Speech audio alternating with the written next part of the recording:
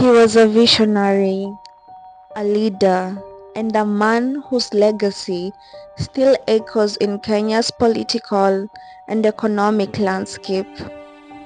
His name, you ask? Mboya. A brilliant mind whose life was tragically cut short, but who was the man behind the legend? Welcome to this special feature on the life and times of Thomas Joseph Mboya. Mboya was born on August 15, 1930 in Kilimambogo, a small settlement in Thika, Kenya. His parents, Leonidas Ndiege and Marcella Awar, were of Luo descent, but unlike many of his peers who were born and raised in Luo Nyanza, Mboya spent his early years in central Kenya, where his father worked in a European sisal plantation. This unique environment exposed him to different cultures and gave him a head start in understanding Kenya's ethnic diversity. As a young boy, Thomas was inquisitive, intelligent, and eager to learn. He began his education at Kilimambogo Primary School before moving on to St. Mary's Yala and later the Holy Ghost College, now known as Mangu High School. It was at Mangu that Mboya's leadership abilities started to take shape. His teachers described him as a disciplined, articulate, and ambitious young man. After completing his secondary education, he joined the Medical Training College in Nairobi to start sanitation. But fate had other plans. His passion for leadership and advocacy led him away from the medical field and into the labor movement.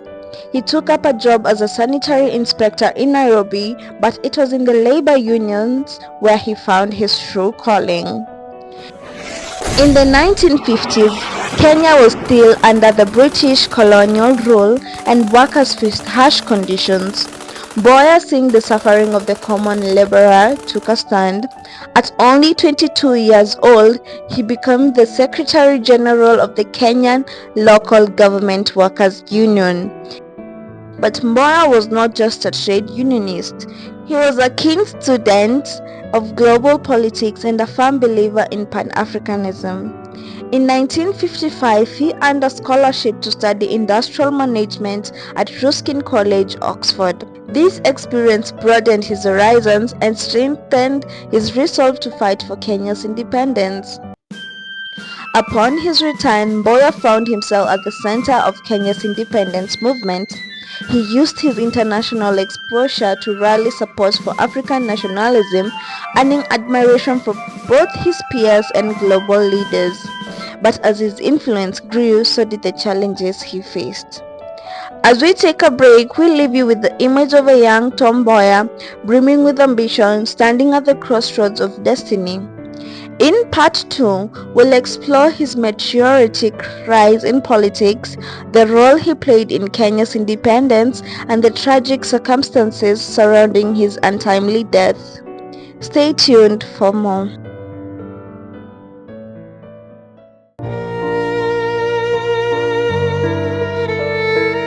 Welcome back to our feature story on Mboya. In part 1, we uncovered his early years, his education, his role in labor unions, and his growing influence in the independence struggle. Now, we delve into his political career, his contributions to nation building, and the shocking event that shook Kenya to its core. As Kenya edged closer to independence, Mboya became one of the most influential political figures of his time. He joined the Kenyan African National Union, known as KANU, in 1960, aligning himself with Jomo Kenyatta and other freedom fighters. His eloquence, intellect, and organizational skills made him a key player in the Lancaster House conferences where Kenya's independence was negotiated. When Kenya gained independence in 1963, Mboya was appointed Minister of Justice and Constitutional Affairs and later Minister for Economic Planning and Development.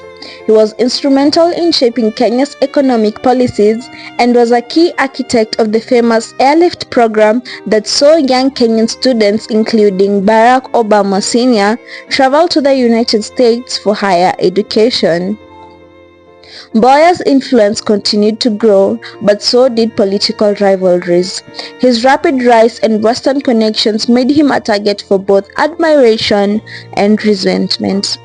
Many saw him as a future president, and this, unfortunately, made him enemies within and outside the government.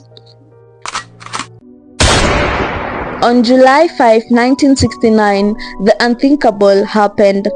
Mboya, our leader, our future, was gunned down in cold blood on Government Road, now Moi Avenue, in the heart of Nairobi. The streets, once filled with the fervor of a hopeful nation, were now engulfed in stunned silence, punctuated only by anguished cries and the hurried whispers of disbelief. Kenya had lost a son, a luminary whose potential had been extinguished far too soon. His assassination sent shockwaves across the nation, igniting political tensions and unrest. Mboya was not a mere politician. He was a symbol of progress, a beacon of Kenya's potential. His funeral drew tens of thousands, their voices united in grief and demand for justice. But justice proved elusive. The official explanation left more questions than answers. Was his death orchestrated by political adversaries? Were foreign powers involved? Despite his tragic end, Mboya's legacy remains alive. His contributions to Kenya's independence, education, and economic development continue to inspire generations. As we reflect on his life, one thing is clear. He was a man ahead of his time, whose ideas and dreams still shape Kenya's future. Thank you for joining us in this special feature on Thomas Joseph Mboya. I've been your host, Ruth Mwangi. Until next time, keep exploring history, for it holds the answers to our future.